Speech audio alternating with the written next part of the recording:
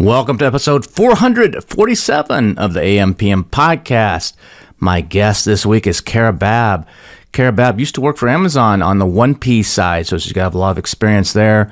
She helps 1P sellers and 3P sellers now, and she's a big branding expert. So in this episode, we're going to be talking about some of the ways that you can actually use social media for proper branding and some of the things you need to be paying attention to when it comes to AI, when it comes to search and branding. This is a very interesting episode. I think you're going to really enjoy. So here is Kara. Welcome to the AM/PM podcast. Welcome to the AM/PM podcast, where we explore opportunities in e-commerce. We dream big and we discover what's working right now. Plus, this is the podcast where money never sleeps, working around the clock in the AM and the PM. Are you ready for today's episode? I said, are you ready?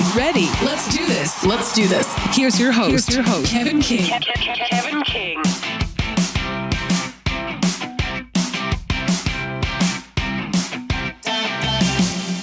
Miss Kara Babb, welcome to the AM/PM podcast. How are you doing? I'm doing well. Thanks for having me.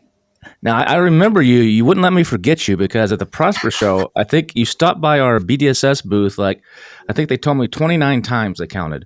Nothing if not persistent. I'm just kidding. I wasn't in the booth a few times, so they said, this woman keeps coming back. She wants to talk to you.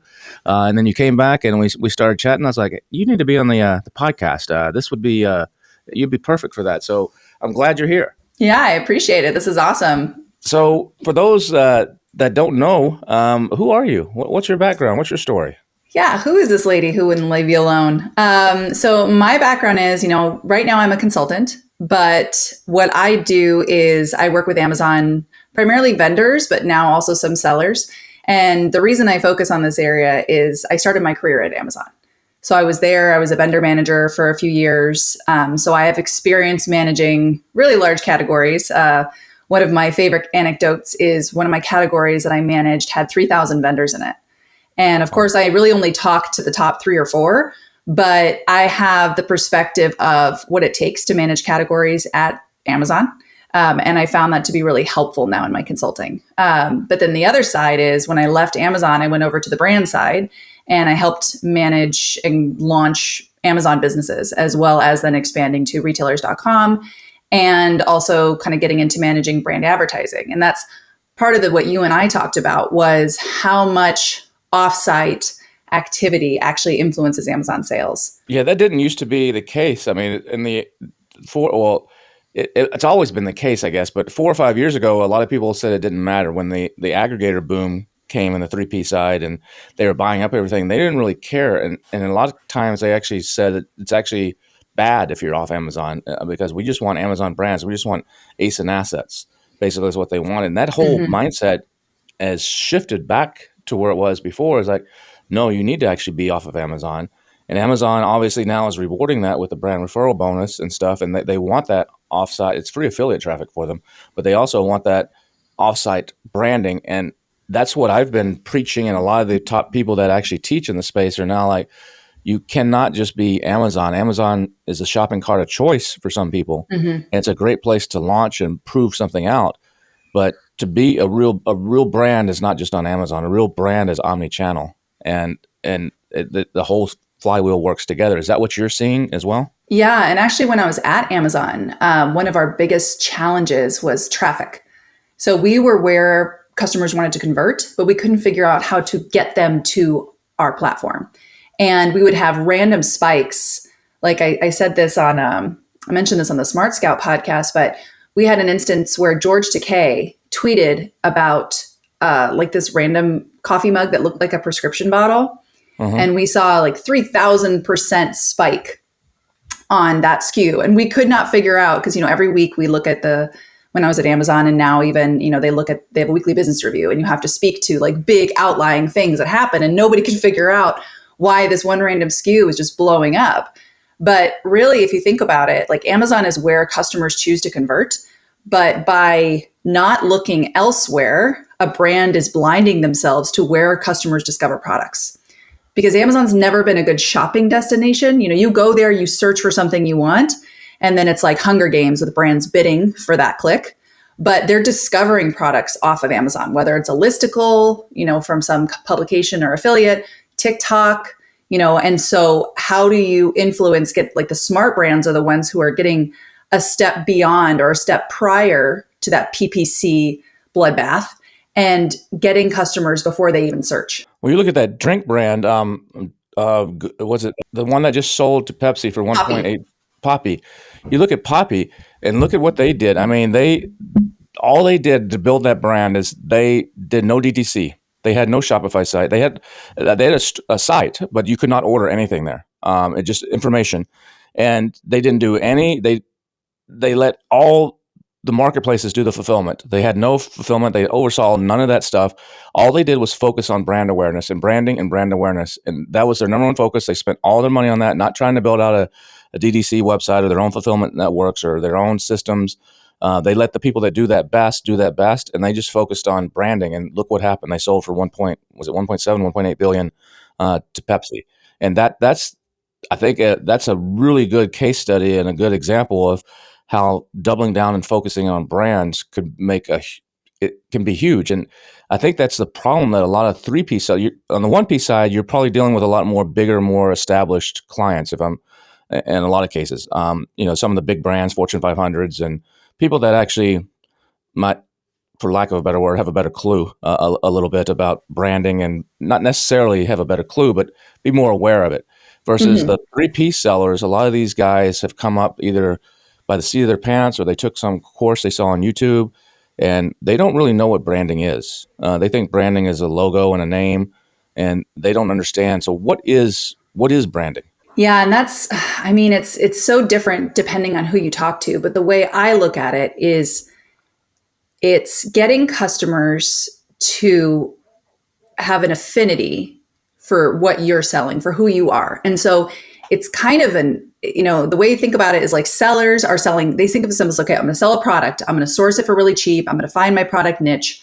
I'm going to load it up and then I'm going to try to get the clicks. But really what customers resonate with is it's like, it's kind of a mind a little bit, but customers resonate with people and with stories, and they don't connect emotionally with products. So when I think about branding, I'm thinking about you're trying to get a customer to connect emotionally with you in some way. But the way you do that is you can't be product focused. And you talk about these big enterprise brands, and they're actually really struggling in the most cases with this because they are so commercialized with their content. They think of marketing as being like an advertisement during the Super Bowl. It's very product focused. But really these days, marketing is about people and person to person authenticity. And if you look at for better or for worse, like Duolingo, what they did, right? They created kind of a whole persona and a connection to their mascot. Or if you look at the other example I use is Scrub Daddy, right? People are developing an emotional connection to a sponge because of how they're framing it. And so I think, both sides have their challenges where on the enterprise side, they're too commercial. It's very product focused. It's not connecting with people. And they're so rigid in their brand guidelines that they're not able to really break out of that in most cases to go to their end user and understand what they want to hear and connect with them. And then on the seller side, they don't think of themselves as being a brand or something customers connect to. They think of just, okay, I'm just a product, and so it's a just total mindset shift to think, okay, how do I show up authentically to people who are going to resonate with this product? And maybe not even talk about my product, figure out the way to either entertain the way Scrub Daddy does, or provide some kind of information or education like Poppy did. Their whole thing was around the benefits of probiotics in apple cider vinegar and how they've structured their sodas and how this was a soda that was good for your gut. And so it's very much breaking out of fixed mindsets, whether you're on the enterprise side with brand or you're on the seller side with PPC and product. To get that direct customer connection. But it's also more of a long game. And a lot of these sellers, a lot of people that, especially on the 3P side, they don't have the funding or the patience to play the long game. And you look at take Coca-Cola, which is what you're talking about stories. Look at Coca-Cola's advertising over the years, where it's give the world a Coke, and they have people on top of a mountain singing and Kumbaya style. And they have the Clydesdales, or even look at Amazon. What they ran, I think it was year before last Super Bowl ad was really not about come buy anything on Amazon. It was about two grandmas going sledding or something like that. And it's all trying to tell a story and appeal to a certain audience. I say we got you, and I think that's difficult for Amazon because they're more in a direct marketing mindset, more of a selling mindset. So how do we bridge this gap between selling physical products by e-commerce uh, versus and branding at the same time? Yeah, the great thing about social is that it's truly democratized marketing. So a seller does not have to put aside $1 million to go do a Super Bowl ad. You can get as many or more views from a TikTok video as from a Super Bowl ad, That's true. right? So I think really what the first step I would do if I was a seller or even like a vendor, maybe with smaller budgets, is go and figure out how to launch your brand on TikTok. Not TikTok Shop, but your organic content on TikTok. That's really the first step. TikTok is such a huge channel for Amazon. That's where most of those customers choose to go shop, right? After they see a video, you see a direct kind of traffic response. And understand that it's not necessarily going to be immediately measurable. So the brands who get stuck are the ones who want to think about, okay, I have to be able to directly attribute anything I do on TikTok to my immediate Amazon sales. But there's a way you can structure kind of your reporting and how you're viewing your traffic to be able to see directionally what's happening. But you also want to think about it like TikTok's not just for going and talking about your product. It's also about getting the closest you can get to your customers outside of knocking on their door. And so you may have an idea of what your product means and what your product does for customers, but they may have a completely different idea. So you just have to get on there and start posting, start engaging, think about how you connect with your customers. And that's like sometimes the most cost-effective way. All you have to do is pay a creator for the most part to start to post on your organic content. And then from there, you can build into affiliates, working with different creators on TikTok, eventually get into paid ads. But that first step is the organic engagement. Well, I think what a lot of people, sellers, make the mistake is they go straight in for the pitching the product.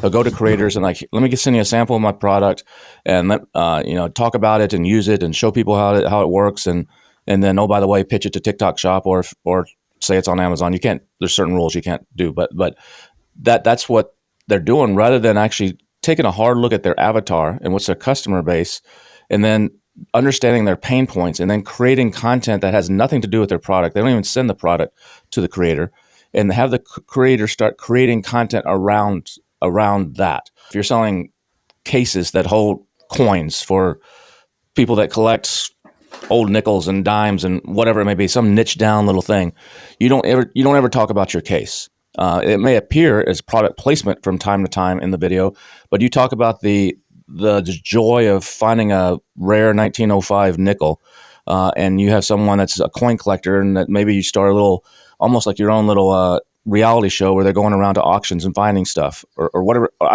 it may be, and you're telling a story and bringing that audience into that. And once you've built that big enough, and then you start doing a little bit of placement or a little bit of sales or a little bit of selling the product, would that be a better approach that you think a lot of people are missing? Something along those lines? Yes, absolutely. And also really being in tune with the trends. So what's happening on TikTok and then translating that trend. And a good example I can think of is one of my past clients was BirdBuddy. And the kind of bigger story was that we were seeing declining traffic on Amazon. They were battling with lower price competition. And BirdBuddy is like a smart bird feeder.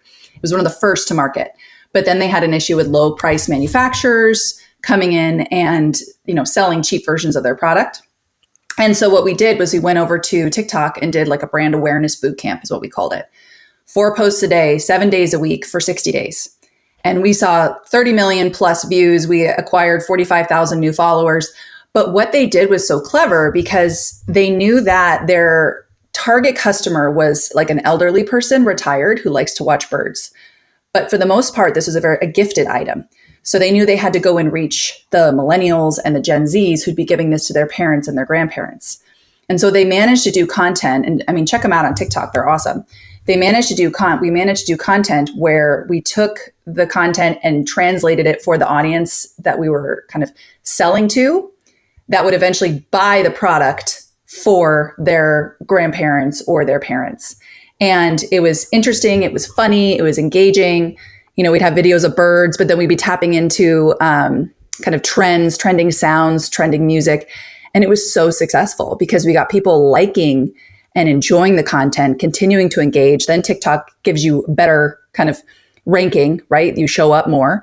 And that's just, I mean, that's a strategy that's working now Yeah, because, I've heard Gary yeah. Vee talk about that, and a couple other, I think Neil Patel, and they're like, one of the things, if you want stuff to have a chance to go viral, to build something quicker, tie into a trend, somehow tie into, like you just said, whatever's trending, music wise, fashion wise, whatever's trending on something's going, some funny videos on TikTok or something, can be a way to actually ride that wave and kind of break through, and catch that the wind in your sales. Yeah, and the tricky thing is that if you are listed as a business account, you're actually not able to use some of the trending songs. So what I tell new TikTok brands is to load themselves as a personal account, because then they can actually tap into those trending songs. And the other thing is that the great thing about TikTok is, because of the volume of people that are on there, you don't even have to go viral. The trick is making sure that you have consistent posting. So it's three times a day or twice a day, 5 days a week, and don't just stop. Don't be sporadic, because you not only want to have a consistent kind of engagement mechanism that TikTok likes in their algorithm, you also want to be driving consistent traffic to Amazon. Because if you're a vendor, that will affect your POs from Amazon, because their forecasting system looks at the consistency of external traffic. But, if you're a seller, that just goes to positively feed the flywheel and improve your organic ranking and improve, the number of people searching for your brands. And ideally, you can shift some of your spend from being on category to your branded term. So it's not about virality so much. It's more about consistency. You said when you were at Amazon, they were trying to figure out how to get more traffic in. Like, we got to figure out, we have not a buying problem or a conversion problem. We have a traffic problem. Why has everything that they've tried to do in social media failed? Inspire and all the different, the posts thing and everything. What are they missing? Why can they not get this right? I mean, there's talk of them potentially being interested in buying TikTok. I don't know if that's going to happen or not, or if that's even true. They've denied that. But why have they failed? Why can't they someone as big as Amazon, why can't they figure this out or hire someone that can figure this out? I think it's all about their roots. They were built as a fulfillment mechanism for buying books online. They were not built as a social engagement platform. So the reason why I think TikTok wasn't able to figure out their fulfillment, right? They're still really struggling with TikTok Shop, is because they're a place that people go to find content that they enjoy, whether it's like short little videos of people dancing or, anything else. Like it's there to go as an entertainment platform. Amazon, people go there to buy something they are looking for and have it fulfilled in 2 days. And Amazon itself is very much a platform. It's like having a robot, and then you expect the robot to go tap dance. Like, it's not what it was built for. And so, I think that's why they struggle. They don't have, and it also feeds into what they invest in. Amazon is investing heavily in AI and infrastructure and their fulfillment. They're not investing in being an interesting and kind of cool brand. They're a trusted brand because of the customer service they provide and the fact that people know that they can trust Amazon to, replace products or give refunds or anything like that. But it's not a place that people are like, oh, I'm going to go be entertained by Amazon. It's I'm going to go and make sure I get my items on time and in 2 days. What about live shopping too? Has it taken off in the U.S.? It's huge in Asia and Indonesia. In the U.S., it just hasn't taken off. And there's some people saying it's coming. Don't worry, Kevin. Just be patient. It's coming. It just seems to be moving at a snail's pace in the West. What do you think the cultural differences are that are causing that? So I used to live in China, and one thing I noticed there was it was very much about competitive. It's so competitive from a resources standpoint. And so if you think about it, it was a prior, they've been through famine, they have, a couple billion people. The competition is cutthroat for resources, for eyeballs, for time, for money. And so when you think about what live shopping is, it gives an idea around scarcity and urgency to say, hey, buy this right now before someone else does. And so I think, there's that underlying culture of competition where people want to buy it before somebody else does, and they want to buy it before it goes away.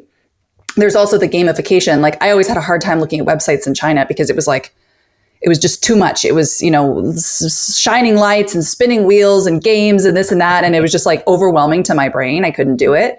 But I think that the difference between that and the US, we've never felt that type of scarcity here. We know that we have an abundance in the US, whether it's how we manage our resources, how we consume resources. We have all this selection to choose from. We almost are paralyzed by choices. And so if you're on a live stream, live shopping, you maybe think, hey, I want to buy this thing, but I know that there's 10 to 15 other options out there that I could look at. And I need to research and make sure I'm buying the right one. So I think that's really just from my living in China and studying Chinese. I speak Mandarin. That's really the underlying cultural difference that I see.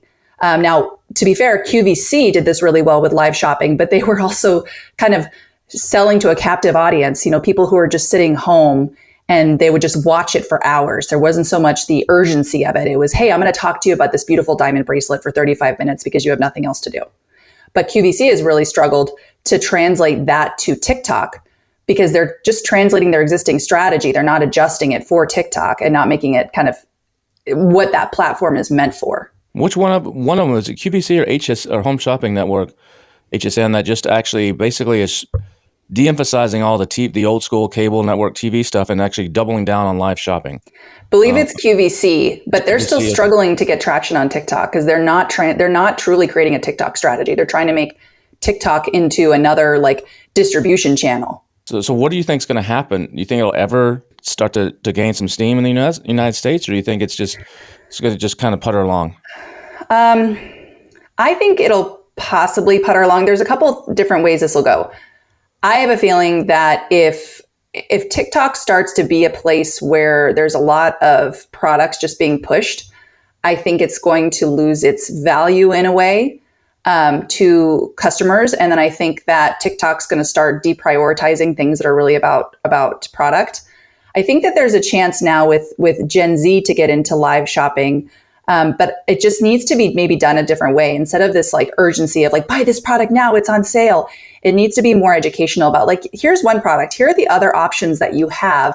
This is how we went through and found this product to buy. Here are similar products like it. This is how it's different. So I think if there's an opportunity to inform the customer and get them that understand their customer research journey, how many things they look at, and kind of put that into what the live shopping is, I think that's a way I would watch that. If someone could do the research I normally do, and put it all together and then be like, and that's why this is an option, an awesome option. Here are some other options too. I think that's a way it could, but it's just like, you need to understand the US customers buying journey, not try to take a model that did well in another culture and just copy and paste it here, which is what's been done so far. Without the blinking lights.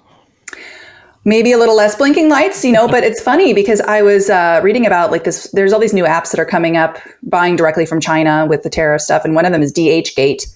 And it's got like games and you can spin wheels and stuff. And at first I was like, God, who is using this? But funnily enough, a lot of boomers and like older generations are enjoying, Gen X and boomers are enjoying, doing the games and doing the stuff in the app, which is not what you'd necessarily think. So I think it's also like important that brands don't assume who their customers are and what they're going to be doing, because you might be really surprised if you actually dig into what's really happening on the platforms. I find it interesting that DHgate has jumped in with this app. DHgate's been around a long time. They're very well known for counterfeit products. Mm-hmm. That's what, I didn't realize this, but when I started selling 3P on Amazon back in 2015, before I launched my own brands, I'd been selling online for 20 years before that, but I was doing the FBA model on Amazon, and I wanted to just see what's it like shipping stuff in, how's the process work and everything. I bought some eyelash serum off of a DHgate that turned out to be counterfeit stuff. I'd be terrified to put anything from there on my body. Yeah, and I ended up putting it. I didn't know back then. I didn't know who DHgate was. Yeah. I didn't know, and I ended up putting it up and then getting all these complaints and stuff. But yeah, DHgate's, there's a ton of counterfeit stuff on DHgate. So it's just kind of funny that now they're getting all this buzz, like they're this hot new cool little thing, and they've been around a long time. If people knew the history, they might. Yeah. Well, I didn't even know about it, but just looking at the site, I'm pretty sure half these things will poison me. Yeah. But is it worth getting one of these bog bags? No, I did not. Well, and also I was going to buy, so I was looking at some I was going to do it as a test to do it for a LinkedIn content, be like, this is my experience with it. But I was looking at these bog bags and stuff, and you can buy a bog bag that's normally $50 for $7. But then I got all the way, and then the shipping was twice as expensive as the products. And I'm like, I should have probably predicted that, but I still don't like it. So I ended up not buying it because I'm like, why would I? I'm not saving any money now. And Yeah. I could have just bought from the legitimate brand, you know? You have Meta and YouTube are supposedly in development of of TikTok Shop clones right now as well. I mean, Meta's got Marketplace, which is huge. A lot of people don't realize how big Facebook Marketplace it actually is. Mm-hmm. It's a huge marketplace, but they're actually developing their version of TikTok Shop as well. Part of that's just to compete, and part of that's in case something happens with TikTok and it goes away. I think they want to be ready to step in. But what do you think do you think that TikTok has got such a big lead that anybody else going to have trouble, coming up on? You look at X was around, and this, whether you like it or not, or like Elon or not, but then Facebook announced Threads, and Threads had this big boom at the beginning, but it just hasn't taken off. Do you think another platform is ripe for coming in, or do you think we're kind of at the point where like there's winners already? I think there's always room for disruption. And I think social commerce is struggling in a way. Like you talk about all these big booms, like, oh, this brand's doing 80K, going from 5K on TikTok Shop. But really, TikTok Shop is struggling. Like it's not doing what it was supposed to do. It's only Supposedly like their $20 billion leadership. last year in total sales. And it's got all this I know. buzz, but that's not even a It's like a rounding error for Amazon. it's an around I mean, if you here think for about Amazon. Amazon's consumables category is a Fortune 100 size company. So when you look at the volume, it's like, I don't even think TikTok Shop's not even where I'd be worrying. I think TikTok from a engagement platform is strong because it had a differentiating factor when it started. The whole thing was you took 6 to 10 seconds or 10 to 15 seconds of a song and you'd like make up dances and do stuff to It's that song. called Musically. Yeah, and I think that everything's always ripe for disruption, but I think that there's a chance to have a new platform come up, especially if TikTok starts to get more commercial. I think that Meta now is going to have its own problems if it has to break up or get with the antitrust lawsuits and settlements.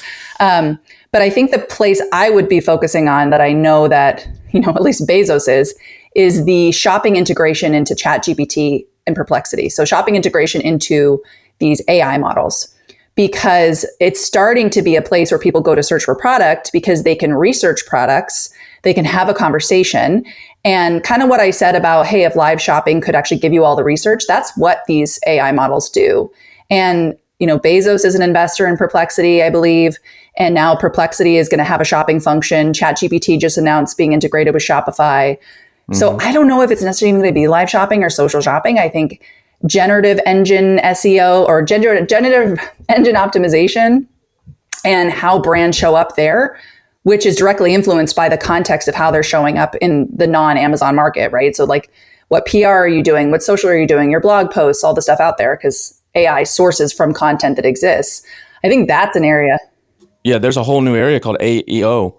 Instead of SEO, it's AEO. GEO is what I call it. But yeah, everyone has a different name for it, right? Yeah, and AIO or AEO but I know that's huge. I've been trying to emphasize that in my newsletter, and I think a lot of people are just ignoring it right now. But it's another thing to think about, and it's just they're so oversaturated, and it's also hard to know how many people are searching. But now this and I think this could be a topic in itself. Like now the integration of shopping into these AILMs makes it a real thing because it's sourcing. I mean, ChatGPT and those guys, it's not coming up with new and revolutionary ideas. It's only sourcing from what it finds already out there in the webiverse.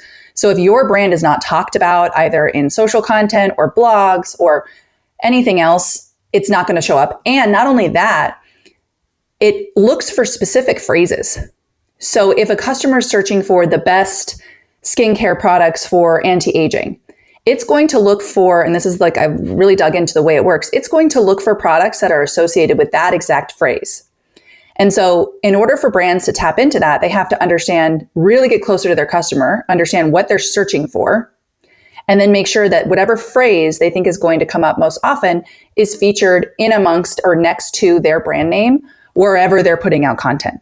And so I think the really smart brands are going to use this time to get very close to their customer, starting with social, social listening, engagement on social, because as you said, like we're in an area that's ripe for disruption. Whether you are a large enterprise brand, something like a Procter & Gamble brand or something like that, or you're, a scrappy seller that's trying to outpace others, there's a big risk if you're not close to your customer.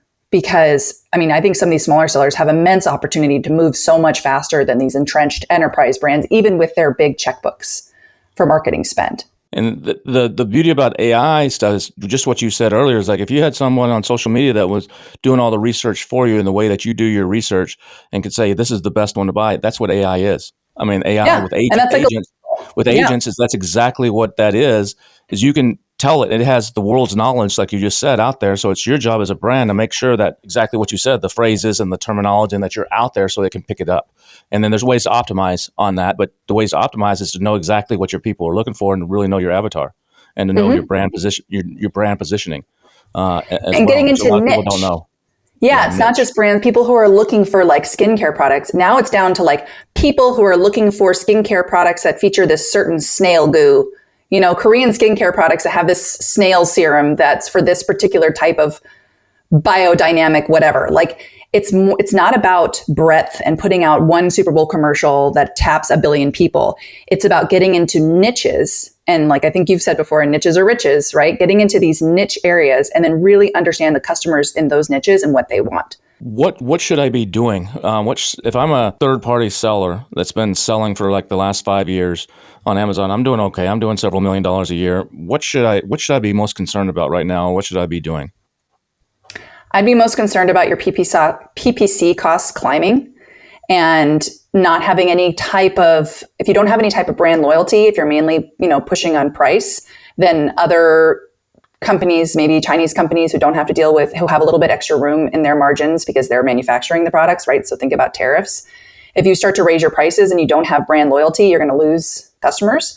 So the first thing I would do would be start a TikTok account for my brand, get an intern or a personal account or a business account. A personal account to start, but personal account named for the business. TikTok's not super, unless you get super big, then they're going to like make you change it over to a business account. But to start a personal account with your with your brand information, partner, reach out. I've got creators that I work with, partner with a creator, work with them on developing a customer engagement strategy. So these are creators that are just like in TikTok all day long, right? So they understand all the niches, understand what customer cohorts you need to be going after, and then have that creator start creating content and then engaging with comments and with other brands on the platform as your brand.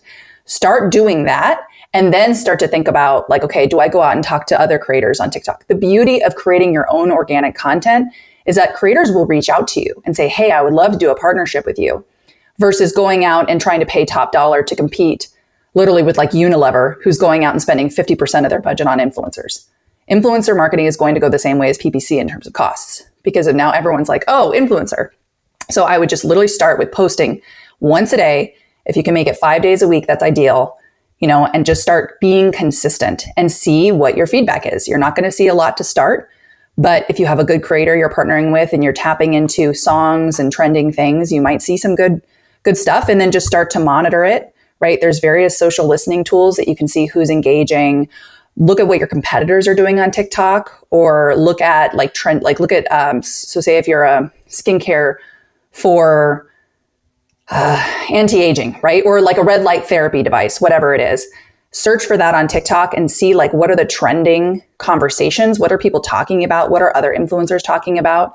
Go and comment on those things as you yourself as a brand.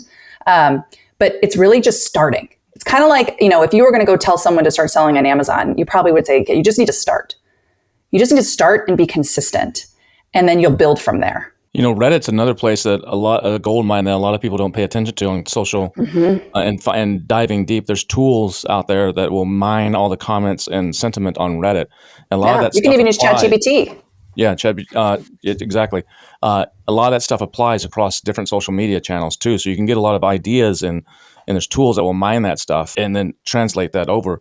What do you think is going to happen with TikTok? What do you think one of the big U.S. companies is going to end up owning a piece of it, and the algorithm changes because the Chinese say they won't give the algorithm, or do you think it's just going to keep going as is or go away? What's your opinion of what's going to happen? If I was a betting person, I'd probably place my bet on, Trump has 70 million followers on TikTok or some ridiculous number like that. So he has a vested interest in keeping that alive. I think that the Chinese won't sell the algorithm. I think they'll sell the product or the platform to Oracle or someone who's not necessarily a direct competitor, and then they'll come up with another one. They'll come up with something else that becomes the next cool thing, because they know that this gives them such competitive advantage. They're not going to give that IP away. And so I think there'll be some kind of a deal, but I don't think TikTok is going to be, I don't think it'll happen immediately. And I think it's still like a legitimate thing, right? But brands need to think about this as like TikTok right now is your tool, but really social is your strategy.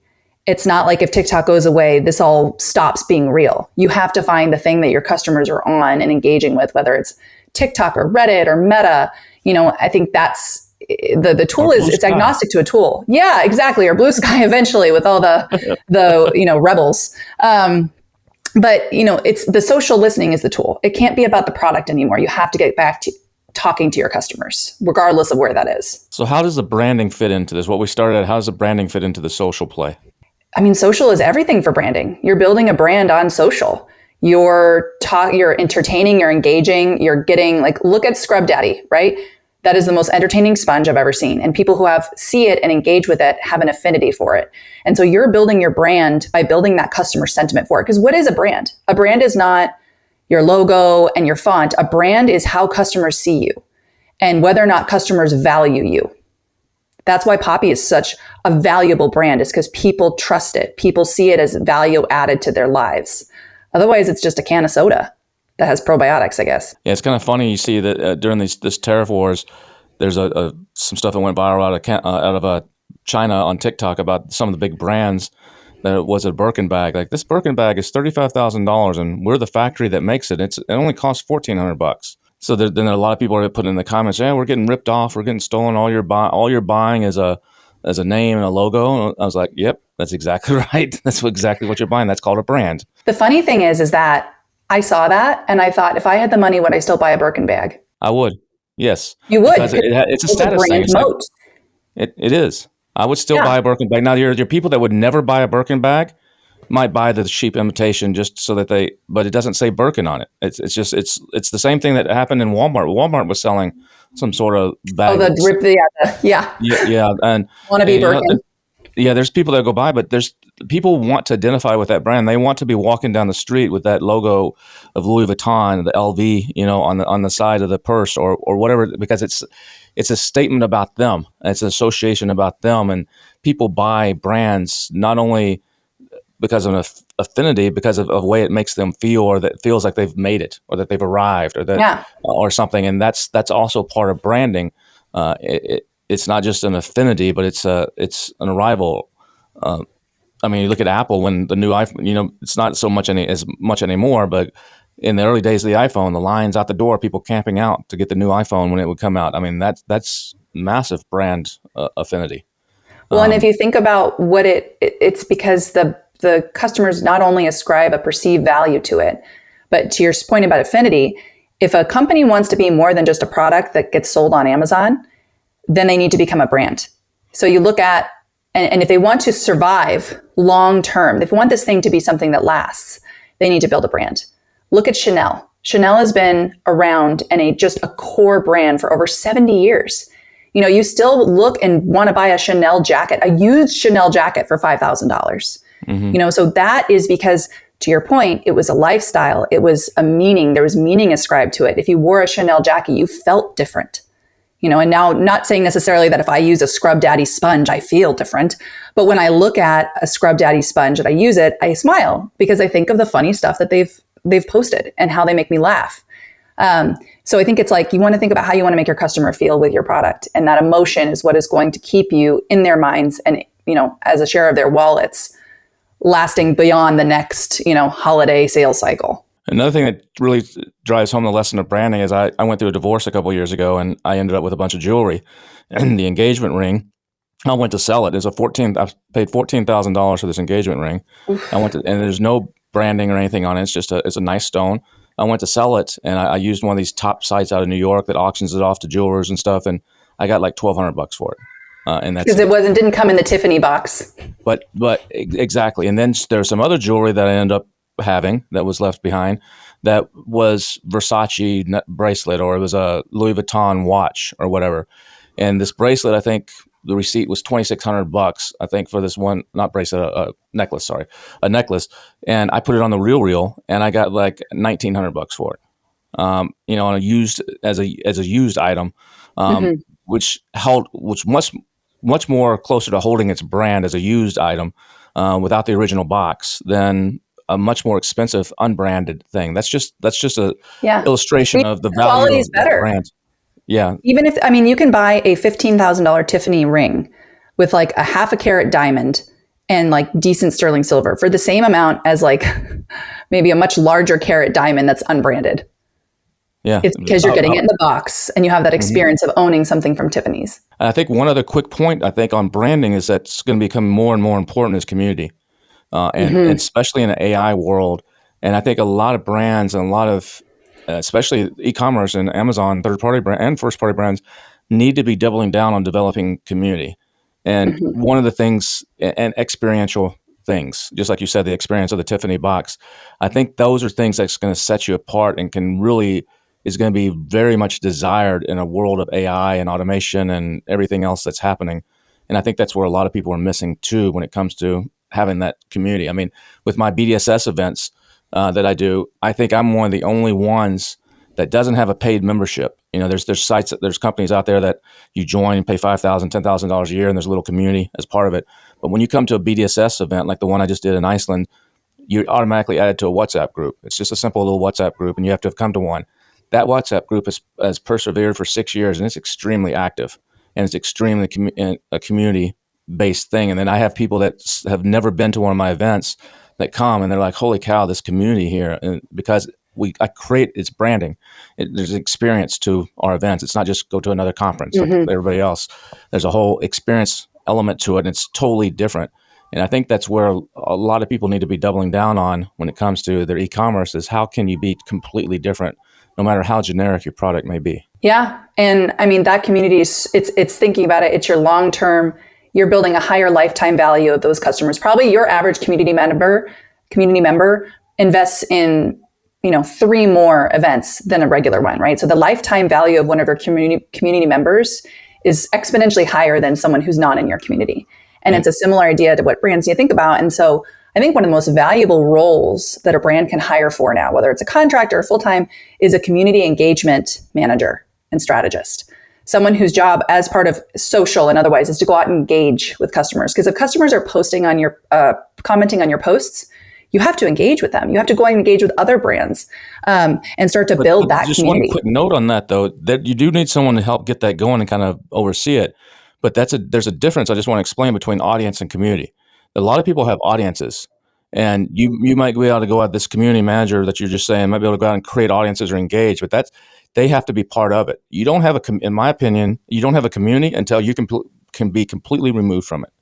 And then Hmm. it's going on its own. For example, my WhatsApp group if I never posted anything in there, the thing still goes because Yeah, that's a good point. they're talking to each other, and they're sustaining it. If I died tomorrow, the thing will still go on until WhatsApp shuts the account or someone shuts the account.